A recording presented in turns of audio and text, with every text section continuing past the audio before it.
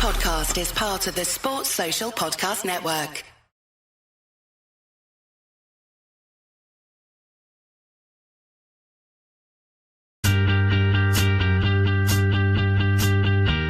Oh, it's a goal. Who got the assist? Who got the assist?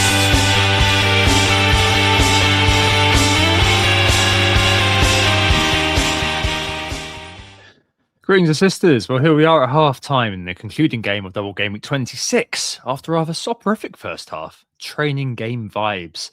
Something that stinks of a late concede from Arsenal and 9 DEFCONs, I think, doesn't it?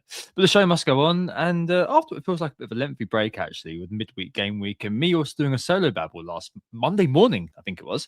I'm glad to not be talking to myself, to have a beer again, and to be chatting with Sam once more, who joins me during the agony and the ecstasy that the second half ended up bring. How you doing, mate? Not been back on air since Saints' epic 4-3 win over Leicester. Hot revenge for the past day. I noticed you beat them in the Cup too. They must be sick of the sight of you now. I certainly hope so. Yeah, it's one of those moments in football that is just all the more sweet because of what has happened in the past. I don't need to reference those matches too much, but yeah, it was nice to get one back over them. And I know these moments come quite rarely for Southampton, so I do cherish them when they come along. So yeah, it was good that it happened. It was, I think, our first 3-0 down to 4-3 comeback in our modern era. So yeah, cherish those moments, and hopefully we get a few more of them before the end of the season. But we're not here to talk about Southampton as much as I wish we were. We are, as always, who got the assist. On today's agenda, we're recording during the Wolves-Arsenal game. So as Tom mentioned, we're at half-time. It's currently still 1-0, so the clean sheet is intact. But if you notice any wincing in the background, you can probably guess what's happened in the second half. Or, on the other hand, maybe some celebrating. Maybe there's a Gabriel Thunderbastard header at the other end of the pitch. That would be lovely. But we're here, whatever happens. So I do apologise in advance for any reactions that might happen in the background. So we're going to go over, first and foremost, what happened or has been happening in double game week 26, not 16, so far, if we must. We will mention how lots of people, ourselves included, wanted a bit of variety over the Christmas period and then beyond, with the game feeling maybe a little bit stale at that point. And well, I suppose we've been given a bit more variety this week. It's just whether or not that was the variety we actually wanted. So we're going to talk about that a little bit more, have a look at the template, how it's forming now, and what it might look like in the next few game weeks, as a lot of managers will be shifting towards a wild card, and of course that blank game week in 31. Of course, we've also got to talk about Chelsea and their run coming to an end after game week 27, what our plans are with that, and what we think the FPL landscape might look like as a result of that. We'll obviously also talk about the chip situation a little bit, probably not too in-depth this week, but we'll reference it and have a look at what we're thinking of doing. And then on to form versus fixtures. As always, lots of key men, especially in the midfield, coming into consideration there. 1 week punts, captaincy, whether or not we can take on Erling Haaland again. And then we'll probably, around about that point in the pod, take a short break from our regular running order to have a look at how the Arsenal game finished up, because we'll be into the closing stages around about full time at that point. And then, of course, we'll wrap up the show with how our teams are looking going into game week 27. As I mentioned, it's Wednesday, the 18th of February. Wolves Arsenal in the background, currently half-time. How have we been getting on so far, Tom? I'm not going to lie. I tuned out on last Saturday, and So did I. a bit of a disaster, mate. I feel like my house of cards has fallen down in this. Well, not completely. I definitely feel like I've lost the top few layers after this week. Definitely one of those you're kind of like, oh, who the hell's scoring? compounded by, of course, a 50-50 going wrong. Another bloody 50-50, Sam. I knew straight away that Chow had scored when the notification came through last weekend with the Newcastle goal. And I think at that point, rightly or wrongly, I just sort of tuned out double game week a little bit, which sounds preposterous. It sounds petty, but honestly, nothing, as I'm sure has come through on this show this year, grinds my gears more than getting 50-50 wrong. And that was just insane. I am happy with the decision, though. Thinking about last week's or the week before's 50-50 chat with decision making based on Thiago's performance, right? He should have scored 2, I think, but it's still such a savage swing. Like those 11 points could have been very, very helpful, but they're always going to be helpful, but especially this week with a sea of rank threats ranging from João Pedro. Oh, when will it end? One more week? No, he's going to score some sort of BS penalty against us as well, isn't he? To Anton Semenyo, all managed to record hauls for their owners this week. So yeah, 11 points on the bench, bugger all on the pitch, other than the Haaland goal, which was negative, went off at half time as well, is now flagged.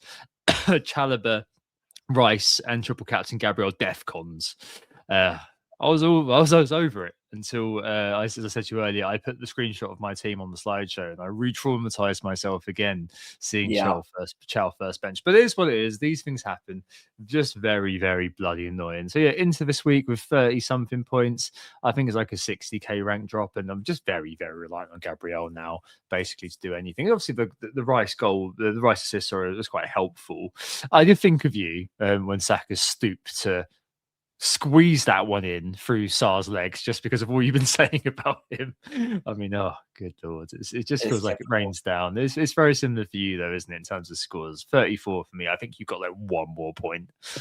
Yeah, I mean, obviously stuff happening in the background, but 35 going into tonight. The only difference, I'm trying to work out where the points difference was, but Anderson in my midfield got me 5. At least he's reliable. In fact, up until today, he was the only one that really did anything good for me. Just a sea of blanks all around the team. The only goal or the only attacking return I had until tonight was Haaland, who, again, rank threats, so did me no good at all. Munoz racking up over 1 XGI and yet conceding 3 and getting 1 point felt pretty awful. Yeah, I mean, it's just horrific. Down to 390k going into tonight. It's looking a little bit better than that now. Hopefully it will recover a bit more throughout the evening, but it's a bad game week. I think before the previous Arsenal game, I was something like game week rank of 12.8 million out of 12.9 million players. And I think you were about the same, if not slightly. I was 13 million. Somehow. Yeah, achievement I a lot there. how this is possible. Yeah, bad weeks for both of us. Fingers crossed that they do improve slightly in the second half, but it's not going to recover the rank. So we've got some catch up to do to recover to where we were before this week. But yeah, I don't think I was that badly set up, in all honesty. There are a couple of weak points. I wouldn't have loved Thiago going into the week, but having seen how he actually played against Arsenal, I'm pretty happy I started him. And unlike you, I didn't have the carrots of having a bench player with a double-digit haul. So at least I didn't get any decisions majorly wrong, I suppose. That's one, I guess, silver lining. But yeah, it's just not good, is it? It's really, really not good. And I might be chasing a bit now, unfortunately. No, I forgot to mention I also brought in Munoz as publicised on last Monday, and I'm not surprised that you went the same way, given your voice note. Yeah, that was a crazy 5 minutes, wasn't it? When you was just, I was at the pub with a friend of the pod, James Stevenson. Happened? I know, and I was just like, oh, Burnley scored again? Oh my goodness, What is this? It's one of those where sometimes like different apps will like bug a little bit, and it's like, oh no, it's the same goal again. But it kept happening. I was like, have they really conceded 3 times in like the space of 4 minutes? And yeah, apparently so. Yeah, What can you do? What can you do? There are still some good fixtures yet to come for him, so fingers crossed. Exactly. And so, what can you do? Let's move on to the kind of the main talk point this week, which is you want a variety, kind of a similar sort of feeling to, are you not entertained? Well, the irony was that we wanted freedom from the staleness and more variety. That's what we were talking about a lot. Literally like 3 weeks ago, I think. And this week, many had or were looking at a car crash week, which underlines how lesser owned picks outside maybe the engaged community are gathering traction. Like there's so many players now who are kind of, according to Live FPL, established rank threats no matter what your position is. And I think that, it's a good time to talk about this just because we are going to be seeing the template move, predominantly because, of course, Chelsea's runs out after this weekend.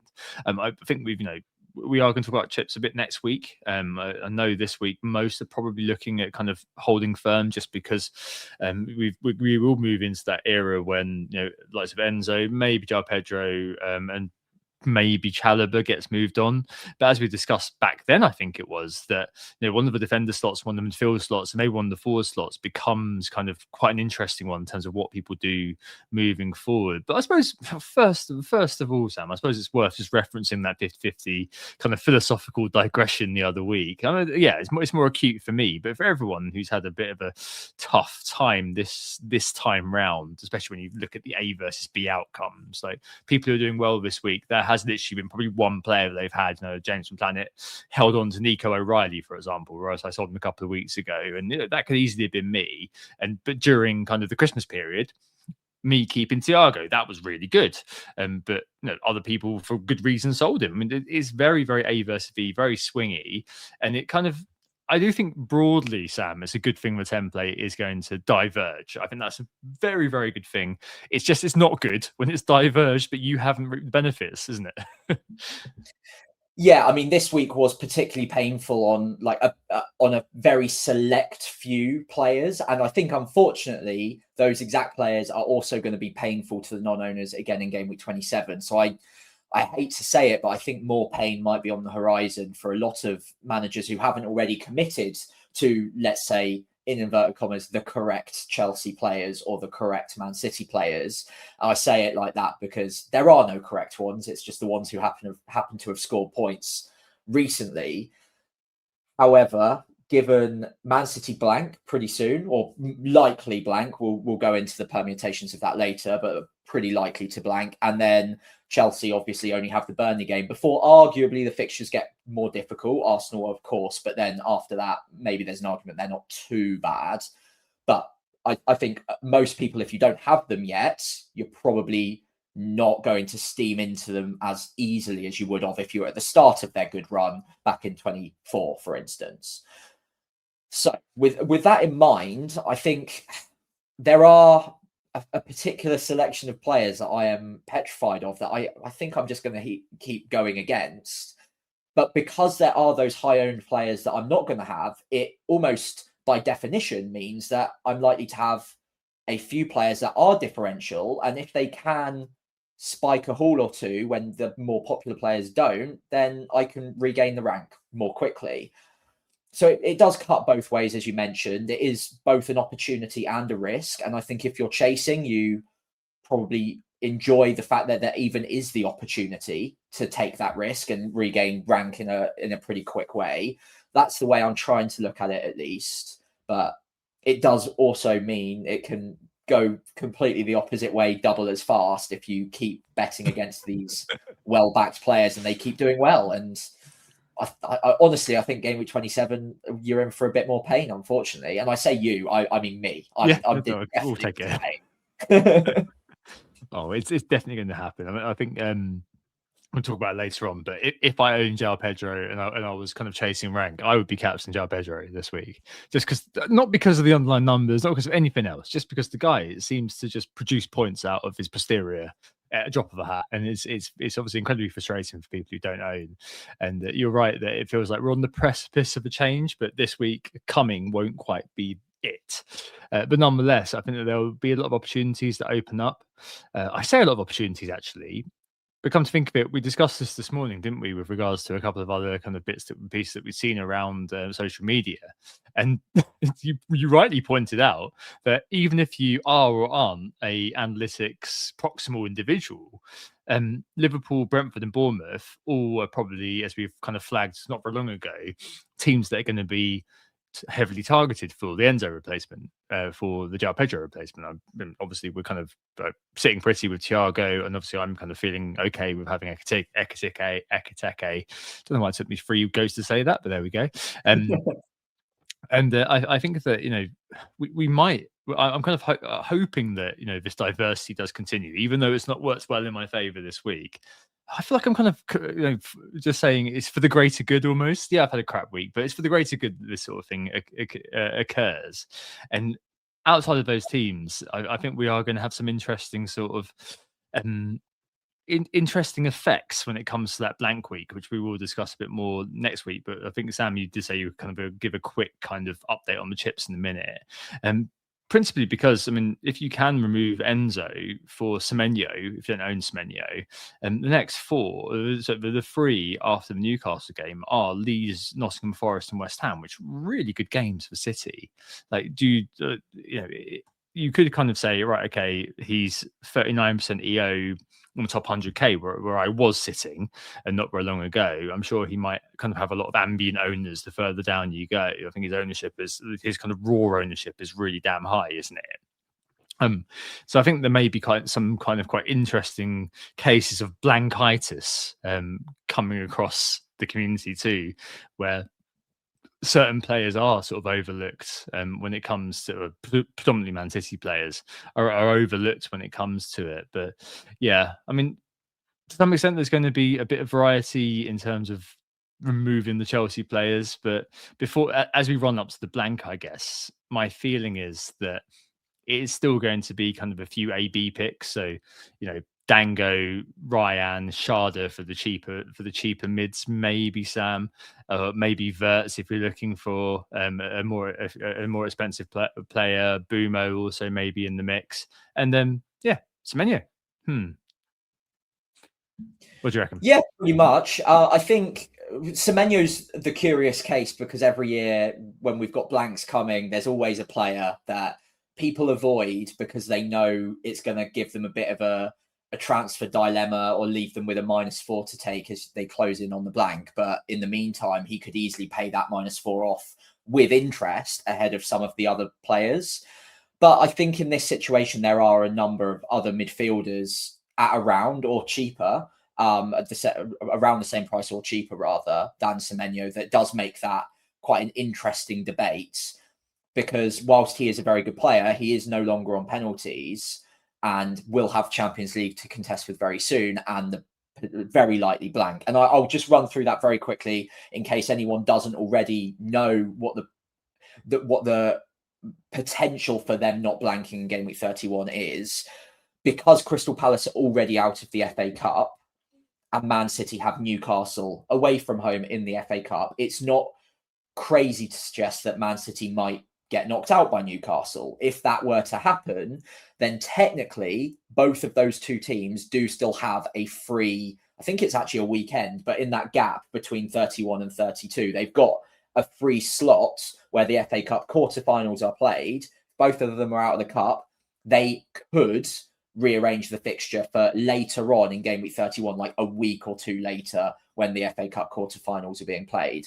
It's still pretty unlikely that they'll do that overall because Man City needs to get knocked out by Newcastle first and foremost, but then also the fixture schedulers have to kind of go against their own logic, which is to put another Premier League game during an FA Cup weekend, which they're trying to avoid doing at the moment. So I don't want to get anyone's hopes up, but it is possible that Man City and Crystal Palace play that weekend. Anyway, that aside, I think Semenyo versus Verts versus Mbeumo is actually pretty tight, even with the blank in consideration, knowing Semenyo's form right now. But then you've also got the cheaper options. You mentioned a few of them. I'd chuck into the mix Harry Wilson there as well. Rodgers, I think we both own him? I certainly do. I think we do. Yeah. So again, we maybe overlook him as a player being bought right now because we already have him. But if you look at Aston Villa's fixtures, they stand up pretty well against Bournemouth's and against Brentford's and against Liverpool's. They're definitely up there too. So Rodgers will also increase in ownership as well. So all of that to say, there's a number of picks in that 6 to 8 million bracket, maybe slightly more than 8 million for Mbermo, that will be purchased en masse in the next few game weeks for the likes of Enzo, for the likes of Rice, who will blank. So it's about finding the one or two that you really back, I suppose. And Semenyo's ownership will make him the easy option to go with if you're secure and safe in the rank. But do remember that it might cause you a few issues down the line and cause you that -4. So it's whether or not you think that he is able to pay that off. And he might be. He genuinely might be. It's one for the planners, isn't it? Because you've already got to look at like how many blankers in 31 you've got in your team right now. I'm sat on 5, I think. And if like I do look at, as I've kind of mentioned to you, look at buying Semenyo, my main route of getting to him, I think, wouldn't be to remove a player who's not blanking. It would probably be to remove Rice to get to swap over to Semenyo. I think that'd be the only way that I could make that work for me, because as you say, there's going to be a kind of a downstream impact of me making the move. So that is kind of where I'm sat right now on that one. But I don't know, Sam. I do wonder whether there's much merit. Obviously, we're talking about after the North London derby. We'll see whether Tudor is able to enact a restoration for Spurs. But I don't know. I think after that, I'm kind of okay to get rid of Rice, and kind of take him on with Semenyo. But it really feels like you've got to, I guess, kind of pair one against, kind of weigh up your kind of risk and reward, don't you? There's lots of picks we'll speak about in Formula fixture, like Dango, Rayan, Verts, and things like that within the midfielder set, which I think is going to be quite heavily kind of looked at. I do think for the forwards, you are kind of probably funneling towards Ekatike, or if don't know, Thiago, if you're in a 3-5-2, which a lot of people seem to be. I think that's going to be where the kind of the differentiation potential is going to be. I don't know. I just kind of think that there might be some cause as well to think about moving Rice on as well after the North London derby too. Well, even potentially for the North London derby, a lot of people have been talking about that this week. I've been getting a lot of DMs about Rice and questions for like my personal channel too, and I know a lot of other people are as well. I think maybe that dims down a little bit after the assist tonight. I think that's a Gabriel assist, by the way, just now in the background, which might equal points, Tom. Anyway, whilst that gets confirmed for me in the chat, I think Rice could go either way. He's one of those picks that, because the minutes are so good and because he does have a few different ways of scoring points, he's got the assist threat from set pieces, he's got a bit of open play, he's got a bit of DEFCON, he's got a bit of everything, and the quarter of a clean sheet as well every time they do, and they do get a few clean sheets. All of that means that he's never a desperate player to sell, right? So it's whether or not you want to use an extra transfer early or want to wait until the last minute to collect the information. Now, I would actually vote sooner rather than later, because I think there are enough midfielders in that bracket that can get the big hauls between now and 31, given the fixtures, and also will then play in game week 31 as well. So I think it is worth chasing the upside on Rice. I don't know if I would do it ahead of Spurs, considering some of the fixtures for the players I'd be looking at. Maybe if I hadn't had Rodgers yet, I would be more tempted to go straight away, given it's Leeds at home. That's pretty good. But with Bournemouth, Ryan looks great, but we haven't seen him with Tavernier in the side yet, so maybe a week more information would be good. Brentford, I'd actually quite like to see Sharda and Dango together again to see whether one of them gets brought off early and see what the dynamic is there all of a sudden. And also it's Brighton at home. It's a decent fixture, but it's not as good as Burnley next week. And then who else are we looking at? Fulham. I don't think there's any rush to bring in Harry Wilson, for instance, ahead of Sunderland away. So I think a lot of those moves could wait a week. I don't think you need to make the moves this week. The same goes for Verts as well, by the way, away at Nottingham Forest. It's fine. It's a good fixture, but is it way better than Rice away at Spurs, when you could just collect the extra information and make the right decision next week ahead of a better set of fixtures across the board for all of those options? I think I'd probably wait, but I would also be willing to get rid of him early before we get closer to game week 31 to attack the upside, because I think we're at the point where one or two of these picks, they've got haulable fixtures, right? And if you can spike one or two of those, you're in. Yeah, no, I agree. I Gabriel think got the assist. he did indeed. He did indeed. You got to say that, haven't you? On this particular show, You do. I think that yeah, as I said in the in the kind of the prelude to this bit, I think it's a fairly obvious, a fairly kind of not obvious. I mean, it depends on the situation. Ugh, I hate saying that, but you got to say it. I do think that this weekend's are very much sort of like a roll through and see what happens. Oh, Yeah. no. Yeah. What they scored. Oh dear. We'll move on. Yeah. At least he got an assist. One nightmare. No, That's no bueno. It's no bueno. It is no. I was trying to think. I was desperately trying to think of some sort of Gomez pun, but I couldn't quite do it. And I just kind of, yeah. I think you've got to think that this week is kind of a bit of an information gathering one, and take it from there. You end up with kind of 3 or 4 weeks, and you do. There's players like Wilson, for example, who are definitely on my mind, Sam. I know to bring him back. I don't have any kind of issues with bringing him back. It's just whether I just kind of bring him back for 31 alone while they play Burnley, and kind of chance it elsewhere with a different player like a Semenyo for the short term. And I think the one particularly interesting one, I know that he's high in the effective ownership, but I did spy this week when FPL Spaceman Johnny posts what do Analytics 64 and Lead 64 do. I've noticed that none of them own Morgan Rogers, and that's because FPL Review absolutely hates Morgan Rogers, because basically all of his returns are long shots from outside of the box. Got good minutes. If he's on penalties, that will quickly change, but we still don't know that. That's a pricey theory that hasn't been proven yet. I think I'm going downhill on that theory. I talked to FPL People, who's a big Villa fan, and she's pretty pessimistic about his odds. So I think I'll bow to her logic on that one. Fair enough. But again, that could be, is there scope to be picking up a player like that this week if you don't fancy Rice for whatever reason? I think that probably is, as you said, is going to be dead in the water now after kind of a return this weekend. This midweek. But maybe he's a player that if you don't own him, you should be thinking about just getting in. Really good fixtures all the way up until game week 37, I think it is, when they play Liverpool and Man City. Or Arsenal and City. I can't remember which way around it is. Yeah, I think it's Arsenal City. But yeah, it runs out after game week 36 for sure. And I mean, I know a lot of us will be wildcarding before that, but even the wildcard window up until game week 31, it looks great for Villa. Like, they've got 3 home games in there, including Leeds, Wolves away, Chelsea at home, Man United away, West Ham at home in the blank.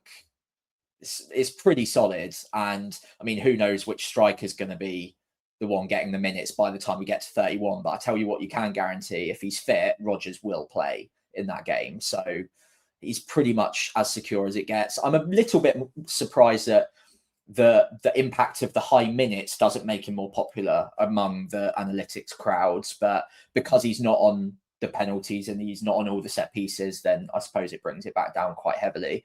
But yeah, I love him. I brought him for a reason, and it's just one of those positions in your team that you just never have to think about, because he will just tick over. So yeah, and he's been hitting DEFCON once or twice as well, so that's a nice little bonus. Yeah, no, it definitely is.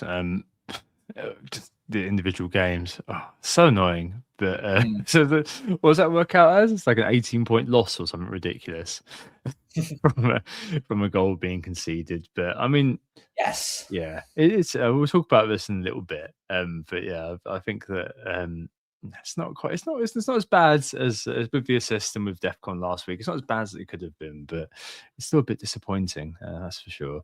You can still get a goal, yeah. Don't worry. Yeah, exactly.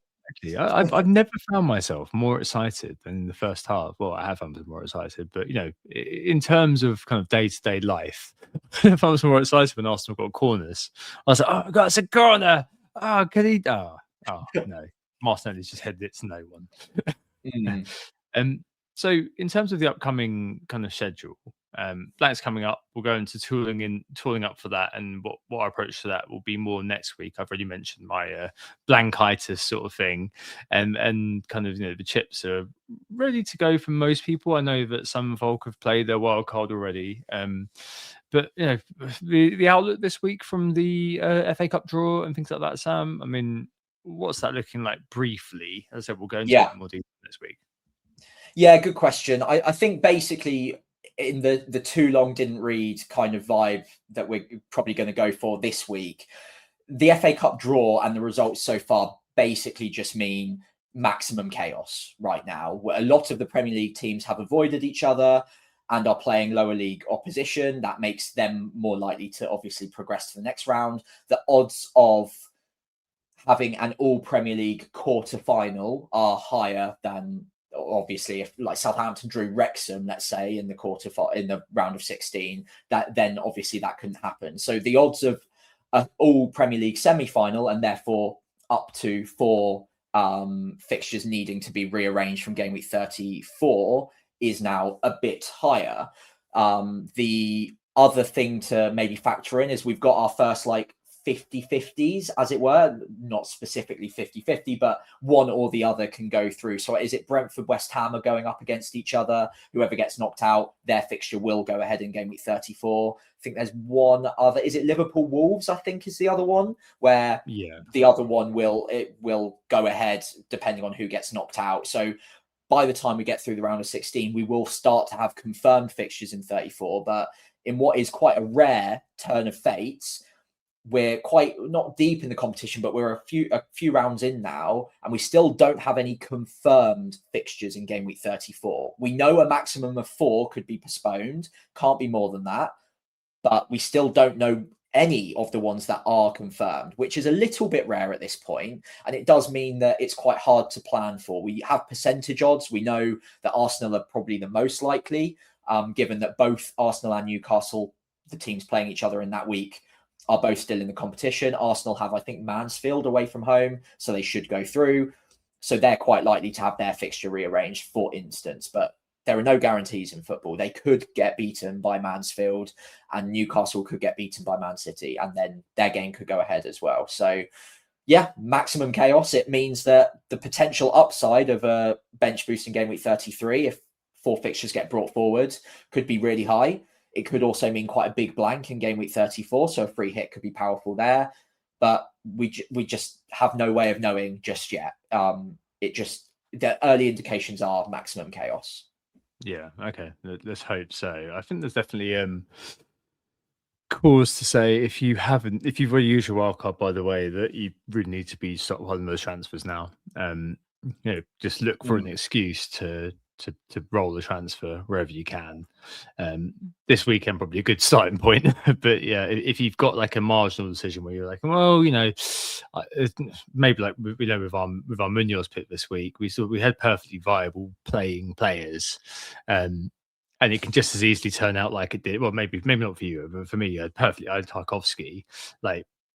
You in that situation, I think just leave it and just be like, well, okay, I think it's probably better just to hold that transfer and roll it, put it in your bank, and move on with your life until next week, sort of thing. Yeah, I think generally speaking, that would be the way I'd play it if I'd already used my wild card. You've got a lot of chaos to ride out yet, and a lot of information yet to gather before knowing which teams to be targeting ahead of what will be a tricky patch to navigate without a wild card. Not to say impossible, it can absolutely be done, but now would be the time to maybe stockpile to make sure that you are in as strong a position as possible to react to news as it comes. And by the time we get out of the end of game week 31, we should have a pretty clear picture of what the rest of the season will look like, or at least the majority of it. So yeah, I would stockpile as much as you can between now and then you can maybe use those saved transfers to redirect and reshape your team into something that might more closely resemble that of a wildcard side, or something that's just a bit more well equipped to deal with the back end of the season. I think kind of what's a tiny bit interesting, obviously we're a long way out, and maybe more one to discuss sort of next week. I've really, if you look at kind of James's projections on FPL.team, I've already got kind of quite a lot of doublers in my side as it is, which sounds kind of ridiculous already. But yeah, it's just one of the things to kind of start to become, like, you should start to become sort of aware of, or kind of start to kind of keep track of what the projections are at the very least. And no, I'm not going to. I don't think there's much merit in going deep on them, because James does that incredibly well over at Planet. But I think that's kind of something to keep an eye on, regardless of whether you are wildcarding or you've already used one around the 32 point. All right. Should we do anything more on the variety, Sam? Except to say that there will be some variety, but maybe the picks are going to be fairly straightforward, almost, or at least within a certain set. Yeah, within a set, I think watch out for Liverpool ownership to start rising quite quickly after this week, I'd say. It might be okay in 27, but I can see Verts, Ekitike, and dare I say it, Mo Salah, potentially, on top of Van Dijk, of course, all starting to rise in ownership a little bit, become a little bit more punishing for non-owners. Same goes for Brentford, Bournemouth, of course, Aston Villa we mentioned. Chelsea will probably take a dip, but I will be interested to see how many people maybe just bench one or two of them during the Arsenal game and then have them for Villa, Newcastle, Everton, because it's not awful outside of the Arsenal game. So there's an argument to maybe keep those. But yeah, I think the general trends are Liverpool, Bournemouth, Brentford on the up. Arsenal probably hang around for another week or two before they start to dip, and Chelsea probably start to dip after this week as well. Cool. All right. Well, we'll come back to this next week, that's for sure. Because we'll have our transfers. We'd have had the pain from 27, and we'll have. I don't know when we're going to have. I think James has covered them like sometime in March. We'll actually have better ideas, but at the same time, we can kind of start to project a bit further about what we might do and talk more about this blankitis thing. By the way, on that note, anyone wildcarding in game week 32 should have pretty much the full picture. We should get all of that information in the gap between 31 and 32. Yeah, I'm sure it was kind of like, you don't wild. It's one of those things where there's a massive gap between 31 and 32. Don't wildcard straight away, because there's going to be FA Cup, and that's when stuff. Yeah. So don't. Well, you'll know stuff will happen, because you'll know what the permutations are of the results. So like we'll have the draw, and we'll know who are playing each other. But when we're even in game week 31, right? And then it will be like, oh well, if team A beats team B, then this will happen, and so on and so forth. But we just won't know specifically what we're going to be doing at that point. But I think we'll know that it will be powerful or not by that point. Cool. All right, then. Let's move on to form versus fixtures. It's a fairly midfielder heavy one, and I think that some of these names, you can remember them because I'll be back again next Tuesday. But yeah, Semenyo, number one. As I've mentioned earlier on, I'm moving to swap him in for Rice in game week 28. I feel like in City's sort of the split striker system that they're playing, which has really sort of awful memories of me of England playing that system and not working very well. But for City, it seems to be kind of working. And two channel forwards if you're playing Foot Manager 26. And I feel like his role is pretty nailed given how he's performing. Hi Pep, thanks for watching. I'm sure you're going to screw me over now. Just but please don't. I mean that'd be very nice. Thank you. And I think that he might be a good sort of long-term hold to the end of the season if you do get him in. Obviously, see what doubles land, but there is a double. There's a double due to come. And he's looking like the one at the moment. He's holding the fort for City, and he's being their sort of them. He looks like being their, I don't know, their main points getter. That sounds like an awful phrase. In Haaland's sort of semi-funk right now. But obviously, the big but. For those not playing free hit in 31 or not having a wild card to get out of a 31 dead ends, that he blanks in 31.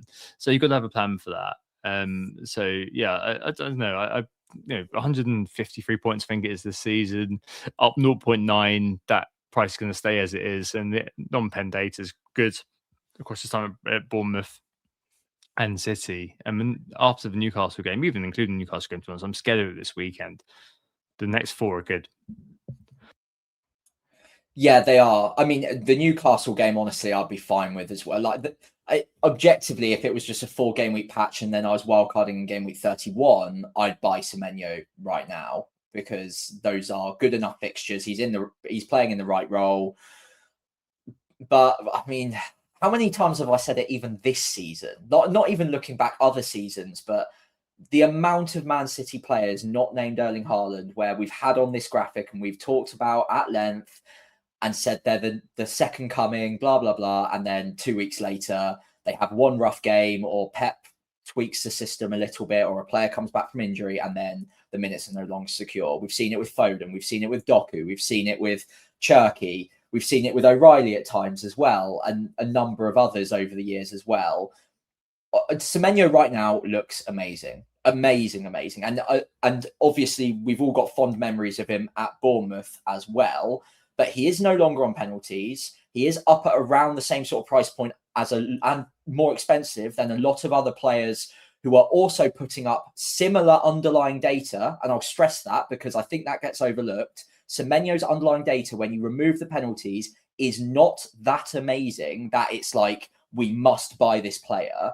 If you actually look at Verts on the chart here, he's at 9.89 non-penalty XGI for the season. Semenyo is just 1 XGI more than that so far this season. And there's 7.7 places in the gap between them in the table.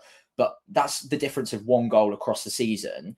And one of these two players isn't blanking in a future game week. Now, it might not seem like it right now, and I will stress test it with your side later, perhaps.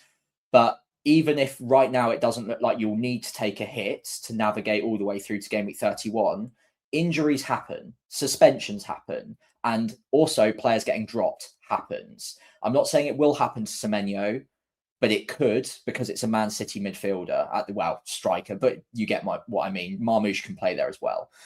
So with that in mind, I am very, very scared of him. I think he could haul in any one of the next 4 game weeks, but I equally kind of think that a number of the other midfielders could haul as well, and then they don't blank. By the way, there's a comment in the chat that says, I test, he's a baller. I'm the biggest fan of Semenyo in the world. I had him all year last season. I loved him earlier on this season. I've been harping on about him for years and years. Well, ever since he came to the Premier League anyway.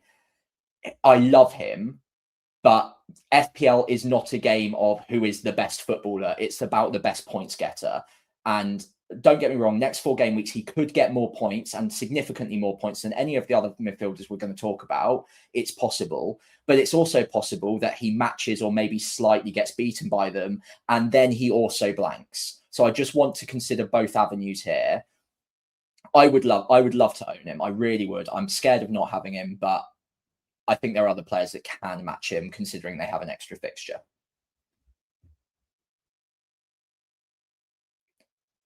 Are you muted, Tom?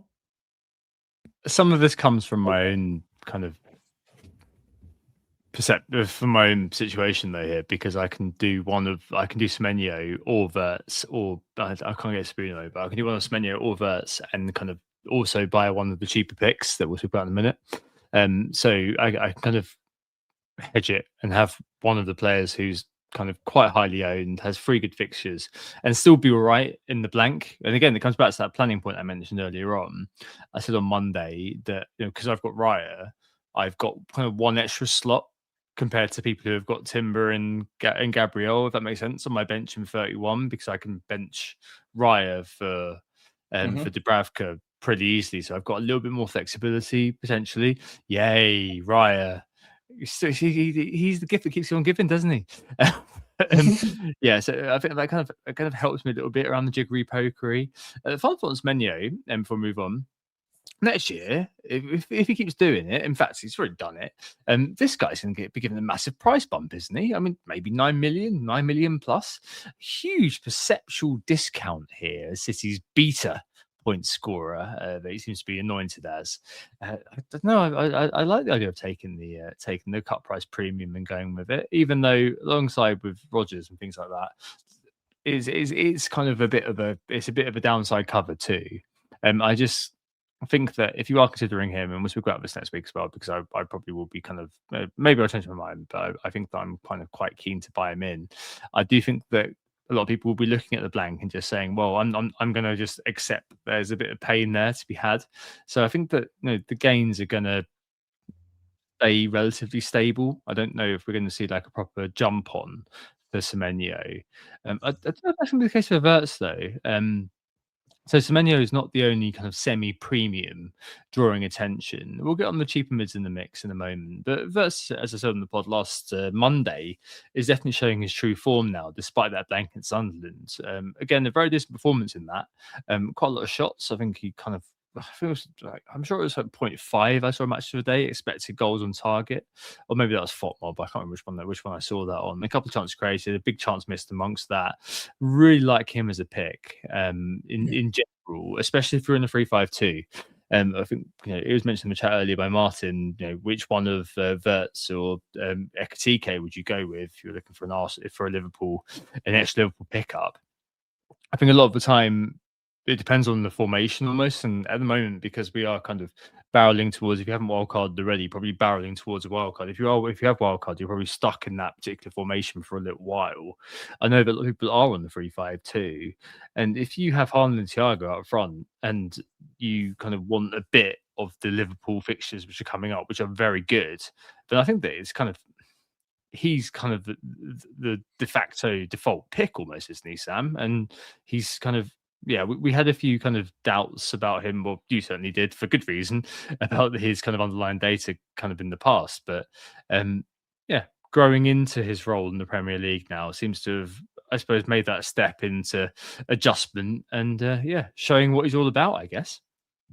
Yeah, I mean, I never doubted him as a player for what it's worth. It's just his data to begin with at the start of the season wasn't all that great. He was maybe getting a little bit more bullied in games and he wasn't matching up to the physicality of the league. He's come out in interviews and said as much as well.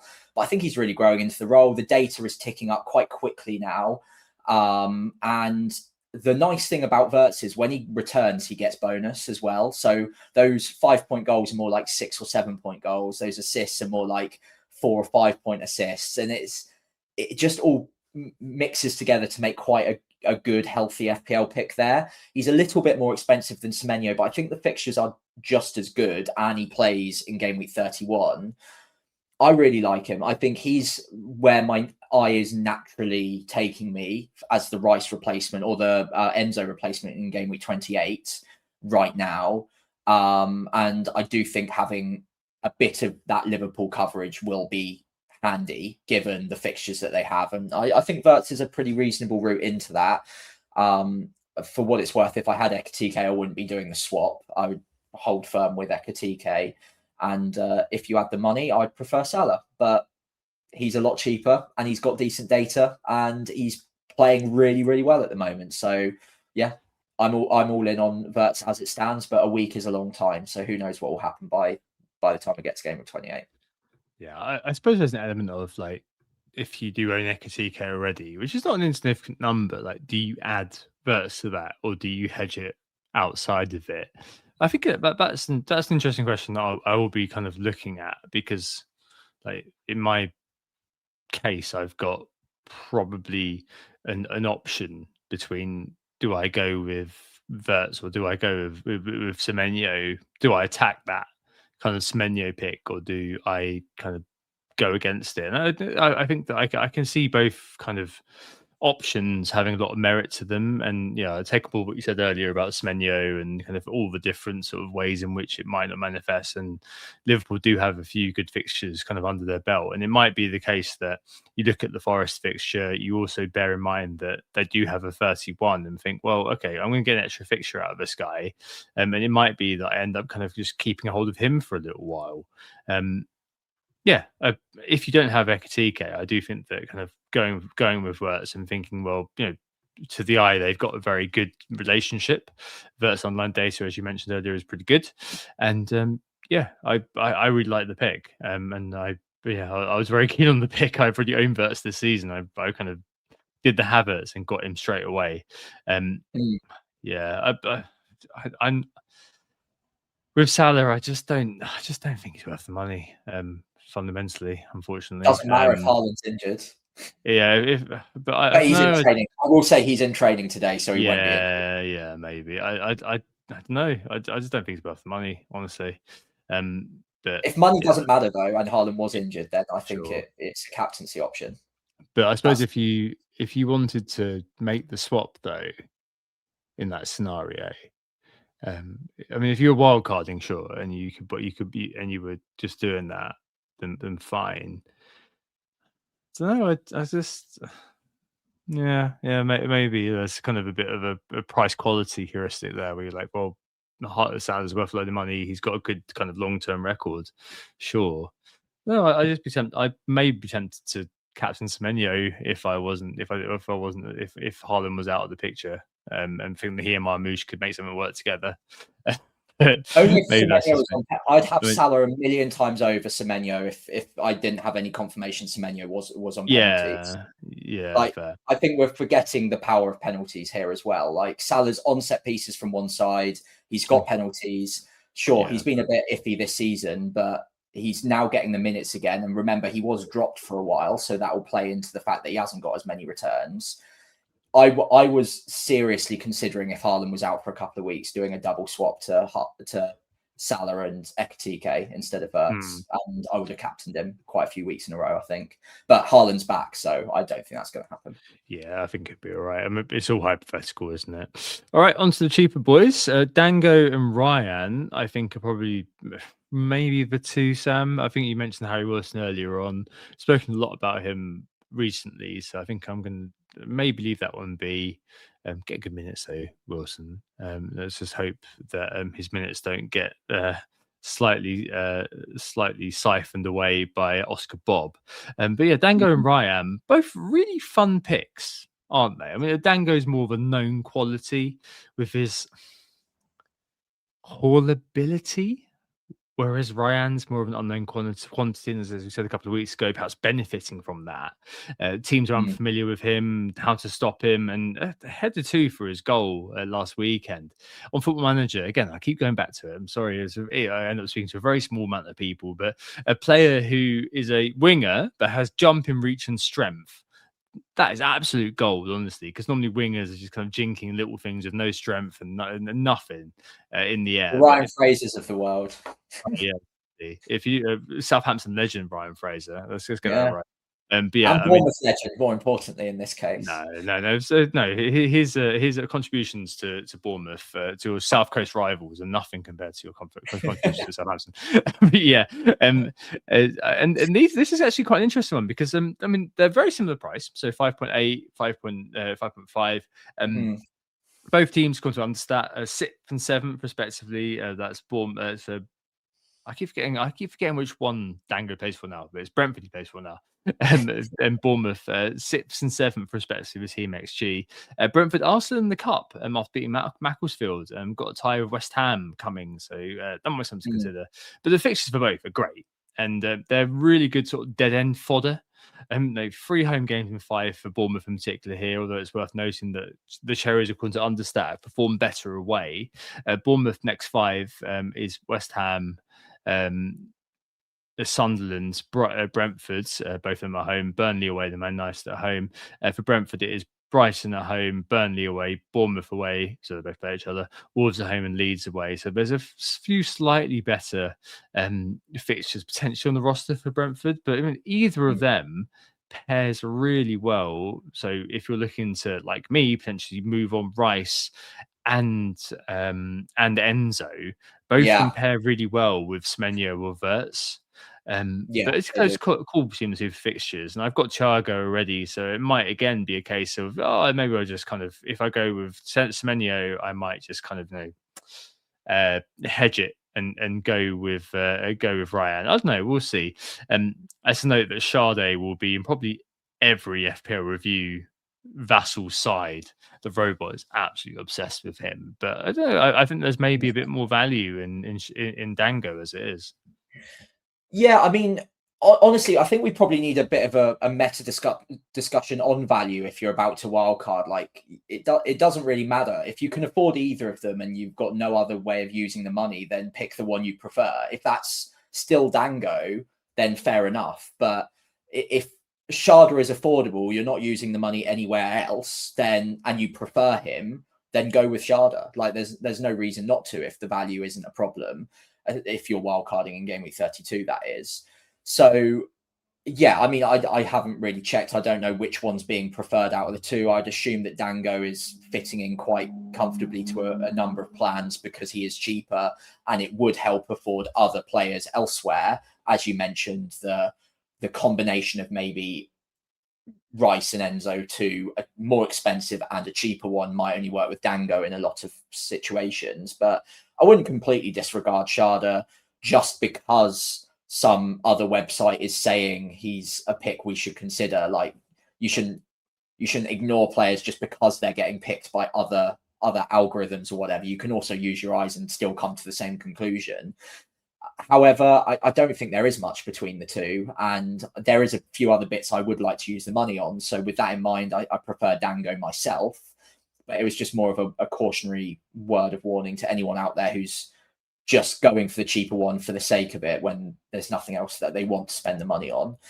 Sure. I personally would like one more week of information on both the Bournemouth and the Brentford players, just to see what the minutes look like for both of those options, because we just don't yet know what the impact of returning players is going to necessarily have on either of them. I think Dango we've got a bit more confidence in, but I really like what I've seen from Ryan so far. He seems like a really exciting player to have a bit of a 4 or 5 week punt on. So I could easily be tempted the other way with one more week of information in the bag.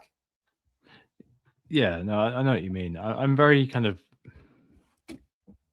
It's almost like I don't know the intricacies of Brentford rotation well enough to know that if Dango is particularly nailed, where it feels like the lad Ryan has been brought in as a Semenyo replacement. I'm sure he's just kind of fairly good for start at the very least.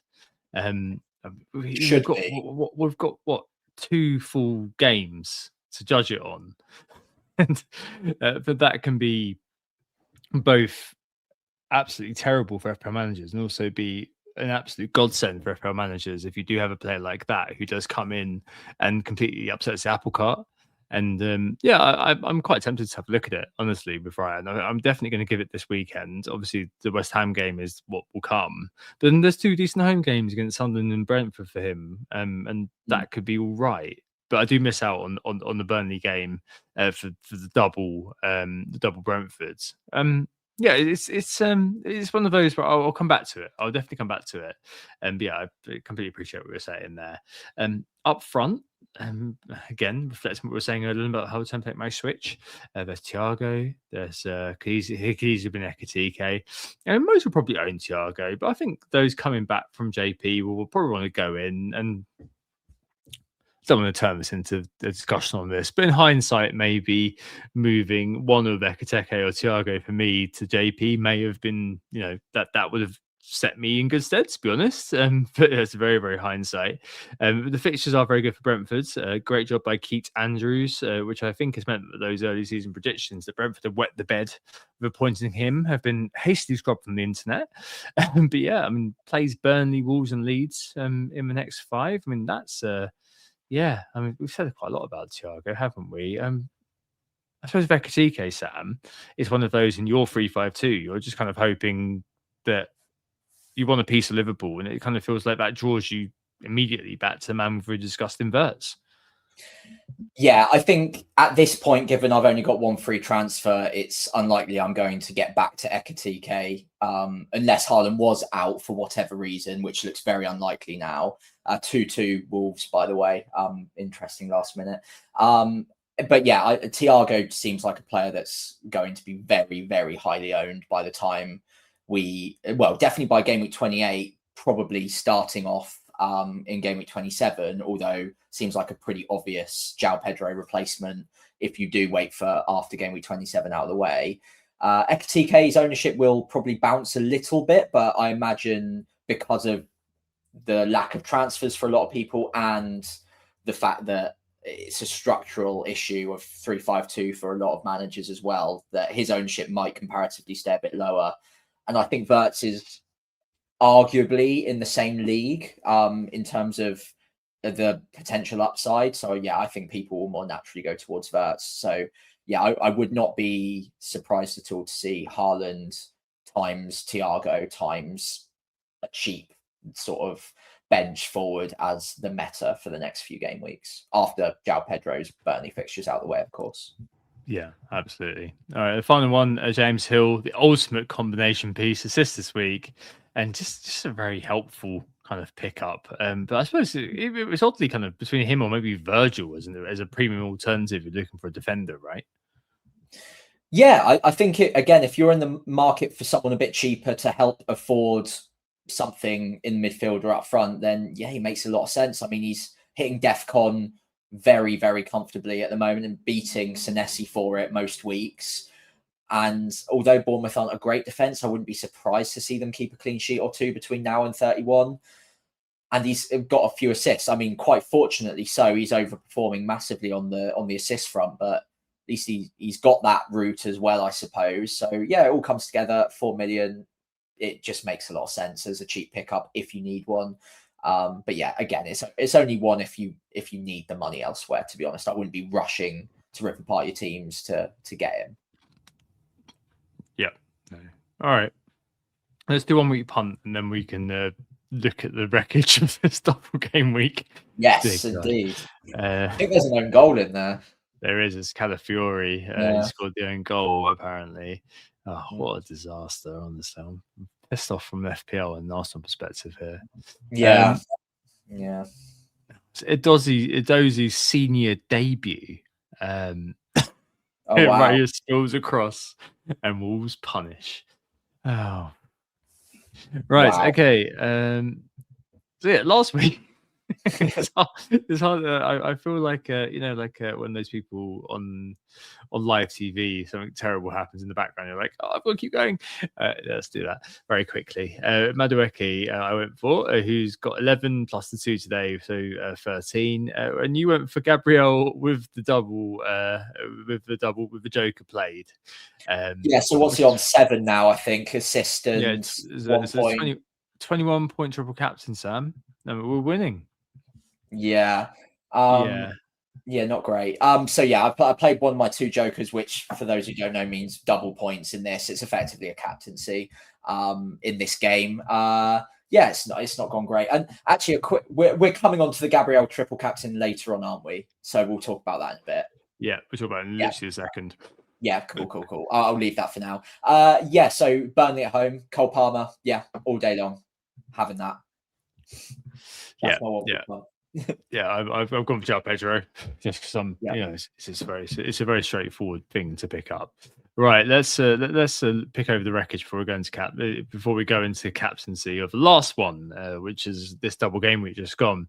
Yes. I've been informed on the internet that a Rice captaincy has beaten a Gabriel Tripper captaincy now. Yes, lovely. Yeah, it's 11 points for Rice and Gabriel coming away with a measly 7. 21 points. Where do we put that? Do we put it in the pantheon of a Dennis or Duffy? I don't know. Points wise, I mean, obviously those were absolute flipping disasters. Yeah, it's not context. No, it's not. But it kind of like there's like an expectation, wasn't there? I mean, I think it's kind of overblown with defenders scoring goals. I think that's kind of worth just saying up front. I think that defenders don't often score goals. It's one of those things that sticks in your mind as a thing which has happened. Especially if you're like me and you've benched the Gabriel goal or this season. It kind of feels like those sort of widely broadcast fixture pair scores where he returns good points basically in every other fixture pair other than this one, Sam, has been the one which has kind of made everyone just think, oh, this is terrible. Yeah, I mean, it is a shame. Obviously, it's not gone particularly well at all, but 7 points is, I think, 1 point lower than his previous worst pairing for games that he's actually played in this season.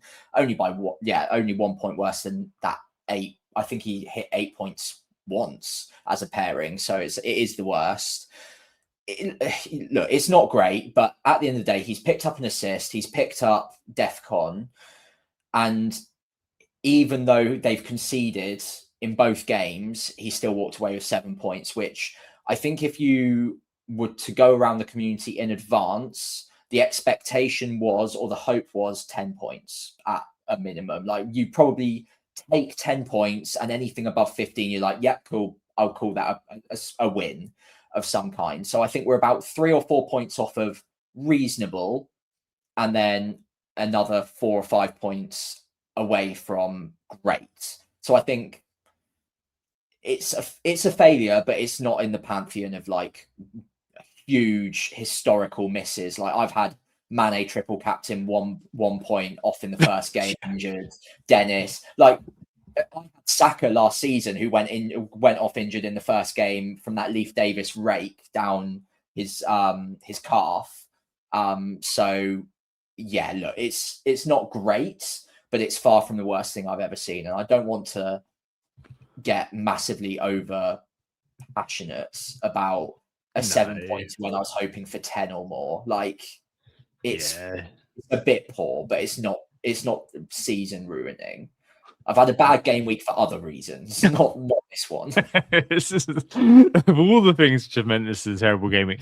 No, I'm with you. I think that triple captains, we said earlier on, many times throughout the last kind of few years you've been on, Sam, and throughout the last kind of whatever, it has been that the triple captains are the least powerful chip, and it is what it is. I think it's just because it was an event, because it was a defender in the modern era that we'd all triple captains, and we'd all hope that would return more than he has. And yeah, it's not been fantastic. I mean, I'm looking at live FPL now, still ended up at a massive 11 points off the safety score. I think I've ended up kind of like 134k, but that's like 8 points outside the top 100k. So it's not it's pretty bad. I'm not going to lie, but it's not awful. And unfortunately, though, my podcast co-host has told me that this weekend is going to also be an absolute disaster. So yeah, I think kind of we'll pick up the pieces a bit more next week after the impending disaster of this week coming. But yeah, nonetheless, I mean, it's been piss poor. It's been a little while, I think, since I've had double game week, which has really been game changing, Sam. I kind of feel like the double game weeks, we always get very excited. We're always here, but much like my Arsenal team, Arsenal, the club that I support, I'm drinking from the bottle. I'm not actually. I haven't got bottles. I've only got cans. But if I did have a bottle, I'd be drinking from it because it's very sad. I can't. Obviously, I haven't seen the second half because I've been here. But do I want to watch it and analyze that in micro detail? Probably not. I'll read through. I'd probably advise not. Get on with my life. As a man who's watched a lot of losing performances from my club, you don't want to dwell on that kind of thing. It's not fun. I feel like that the meme of Mel Gibson talking to the Jesus. Yes, he's covered in blood. I was like, "Oh, Sam, my team is bottled the title." You're like, "I'm a the title, yeah." That sucks. Well, okay, it's been bad. At least he got some points. It's fine. It wasn't a Duffy, and he didn't get sent off.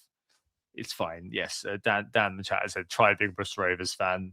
Obviously, that's my second. There's always someone worse off. Always. Completely appreciate that. It hasn't been fantastic. Let's put it that way. But hey, next Tuesday we'll be here and we'll all be celebrating. No, it sounds like we won't be. Right, captaincy for the week ahead. Sorry, Sam. Sorry, that was that way. There we go. We're both captaincy for the week ahead, and I think if I own João Pedro, I think I'll be putting on him. I have seen a couple of my FPL.team is telling me to captain Enzo, you idiot. Maybe that's just a reflection of him not scoring points over the last couple of weeks, but I'm just not. Even though the underlying data is good, I'm just not convinced he's a good finisher. I don't know, man. It's just from watching him a little bit this year, a little bit more this year because he's been in my team a couple of times. I just feel like at the moment I'm just bust on Bruno. I just feel like if there's going to be somebody who does points against what's the opposite of homesick, away sick Everton, it just kind of feels like he's going to be the man. Haaland, Newcastle and Eddie Howe have got awful record at the Etihad, and if Pep does say that Erling is okay, guys, he's going to play, then maybe I will change my mind a little bit. But for me, I'm quite happy just with it on Bruno, with Enzo Weiss at the moment. But if I do that on João Pedro, I'd be very tempted to stick on João Pedro, to be honest. I'm just so glad that game is a 3 p.m, honestly, as a Yeah. non-João Pedro owner. Yeah, I mean, I'm not looking forward to that Chelsea game or the Man City game, to be honest, because I do feel like Semenyo has a good chance of doing well again. My captaincy is on Erling Haaland, and I doubt it will move from him. Newcastle playing in the midweek. I know they've battered Karabag in midweek and look pretty good for it, but a lot of their players played decent minutes. Man City have a title to go and win. Let's be honest, they're right in it now. They are going to have their tails up. Erling Haaland was pictured in training, proper training today. I'd be shocked if he didn't play. And looking at his non-penalty XGI, it's first by a long margin. No, I still like Erling Haaland at home. I think their tails are going to be up. I actually haven't been too displeased with what I've seen of him recently. Obviously came off at half-time with a little bit of a knock, but clearly rested in the cup. Looks good to go. Bruno's never a bad captaincy option. I do still like him, but I think Erling is probably where I'd place it this week personally. But one player that I would captain over all of these players, if I had him, without a doubt, would be Cole Palmer by a mile. If I had Cole Palmer, he would undoubtedly be my captain this week over João Pedro, over Bruno, over Haaland by a distance, to be completely honest. Rested, had a good 10-day break, on penalties at home to Burnley, who look all at sea at the moment, should have good minutes. I mean, yeah, Cole Palmer all day long if you've got him. Yeah, no, I agree with that. Just 'cause, yeah, penalties is the way. He's also looking in the groove again a little bit. Like his most recent performance was impressive. Yeah, no. One of those who have gone there, despite the obvious caveats, have been richly rewarded and fair play, to be honest. Okay, yeah. I think if Haaland is all right, then yeah, I think that might change my mind a little bit. Yeah, especially after tonight's result, I think you've got to kind of factor in that game stay a little bit. And when I first wrote my notes here, I was like, "Oh yeah, no, I'm fine with it. I'm fine with Bruno against Everton, but yeah, maybe a little bit of Erlinging might be a good thing." Right, on to our teams for the week ahead then, and I think that it's you first. Yeah, I'll go first. So I'll read it out quickly and then I'll explain what my transfer plans are. Kelleher in goal at home to Brighton. Finally, Brentford are coming into those good fixtures. And actually, I think Kelleher is probably one of, if not the best keeper to own for the next 5 until I wildcard. So hopefully it actually pays off. I've got double Arsenal defence, which looks shoddy all of a sudden. Gabriel and Timber both away at Spurs. Munoz at home to Wolves. I'm really crossing my fingers that pays off because I really need a quite immediate payout from him to make that transfer worthwhile. In my midfield, it's Bruno Fernandes with the vice captaincy. Enzo Fernandez gets one more week at home to Burnley. Good data recently. So yeah, hopefully he puts his shooting boots on for once and can start converting. Declan Rice is the player I would be potentially looking at transferring out. We'll come into that in a minute. Or one of the two players I would potentially look at. But assist today and DEFCON twice in a row. Is he a bad player to hold on to for a little while longer whilst I make my mind up on the replacement? Arguably not. Rodgers at home to Leeds, no question there. And then I've currently got starting Elliot Anderson at home to Liverpool. That's 4 points. Basically take it to the bank. And who knows what they're going to be like under Pereira. Maybe he'll play more advanced. That would be fun. He's certainly got the talent to play further up the pitch. But anyway, up front, Erling Haaland, captain at home to Newcastle, and Thiago at home to Brighton. I'm hoping that I can spike a haul out of Thiago before the ownership rises back up to 80%, because it will probably by next week. And I think this is the last week where I expect it to stay maybe around 30-ish%. So a haul would be quite powerful there. On my bench, I've got the other Anderson away at Sunderland, and then I've got Alderete at home to Fulham, both of which are decent enough picks. Arguably could play either of them ahead of Elliot Anderson, but I think just that certainty of DEFCON with Elliot Anderson puts him slightly ahead of those two. if I was to use a transfer, and I've only got one in the bank, but I do have 2.8 million to spend, it would probably be Rice up to Verts, but I'm not sure it's worth like making this week considering the fixtures that they've got. And then the other option is maybe Anderson across or up to one of the cheaper midfielders we spoke about, like Dango, like Ryan, like Harry Wilson, for instance. But again, I don't think any of them have such good fixtures this week that it's worth doing now. And Elliot Anderson, if he gets 4 points, I need that player to return to make it worthwhile. So, actually, before I move on, the other thing that's probably important to note with Elliot Anderson is, as much as I'd like to transfer him between now and game week 31 and attack someone who's going to haul in that position, and I think there are many that could, every extra transfer I use on a player that doesn't blank now means that I have 0 spare transfers to mitigate for injury, suspension, anything like that by the time we get to game week 31. So if anything went wrong and I used a transfer on Anderson over a transfer on a player that will blank, I could have nothing other than taking a hit as an option or playing with 10 come game week 31. So considering he's just going to tick along with 4 or 5 points every week, I think he probably just stays until I wildcard now. Yeah, no, fair. I think he was always going to be,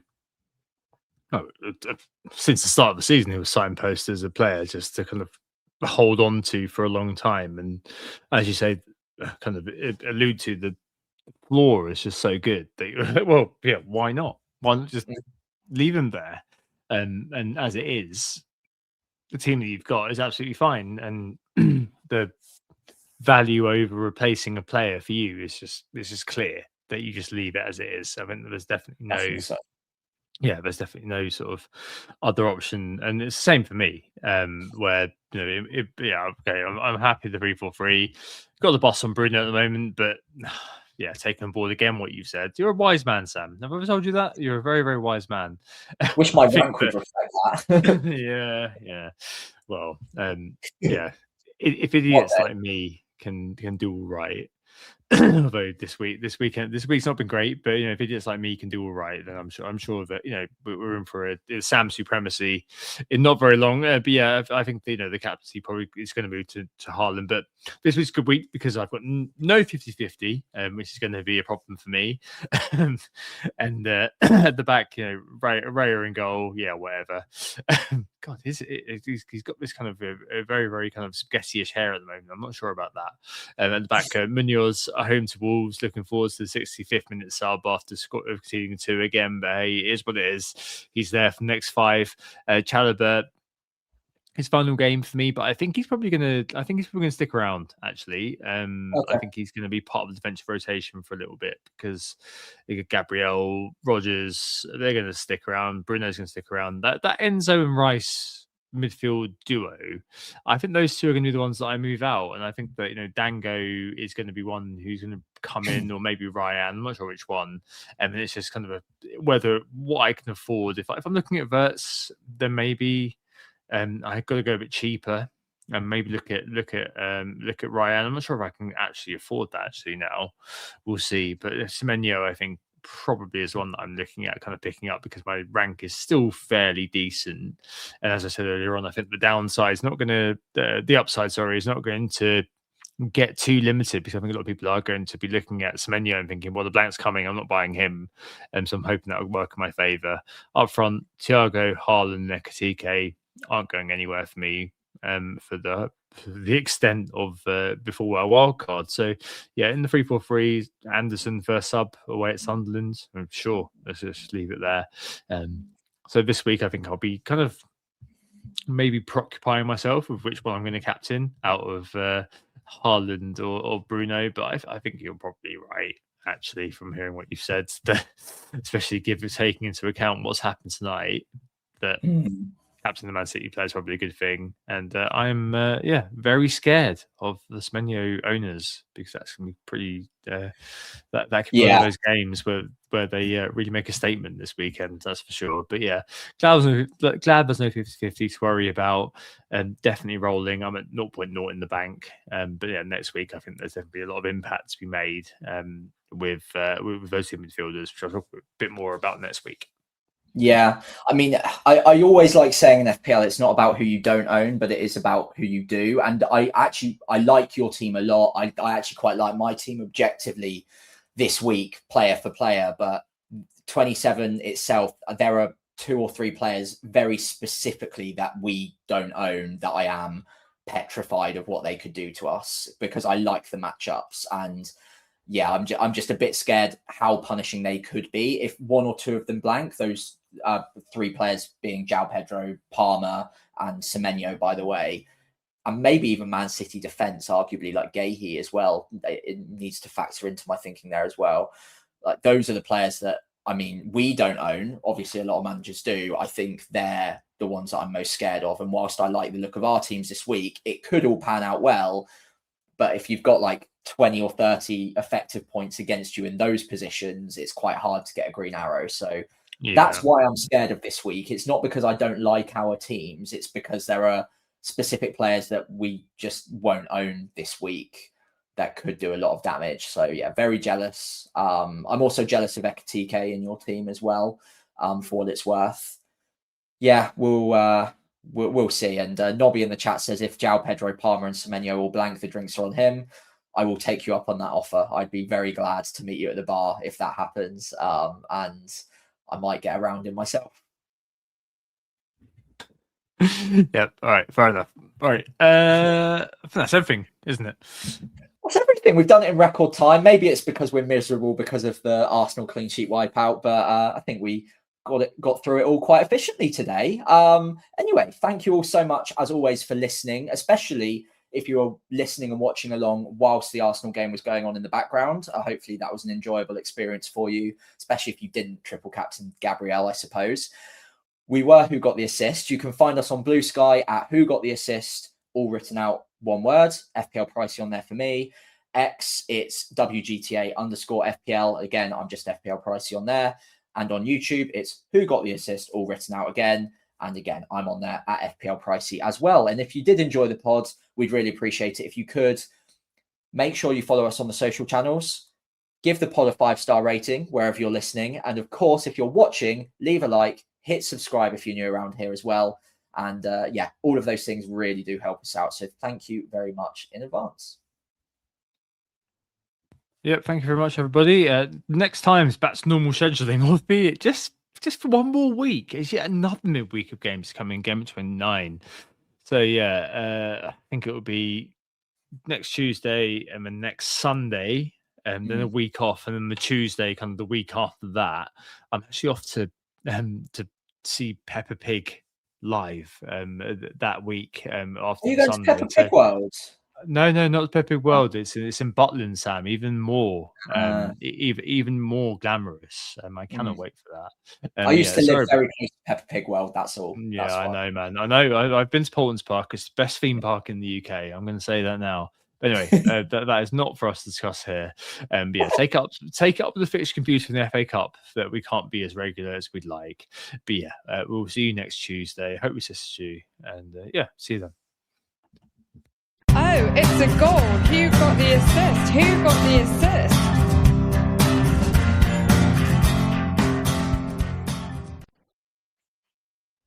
It's tax season, and at LifeLock, we know you're tired of numbers. But here's a big one you need to hear. Billions. That's the amount of money in refunds the IRS has flagged for possible identity fraud. Now here's another big number. 100 million. That's how many data points LifeLock monitors every second. If your identity is stolen, we'll fix it guaranteed. One last big number. Save up to 40% your first year. Visit LifeLock.com/podcast for the threats you can't control. Terms apply.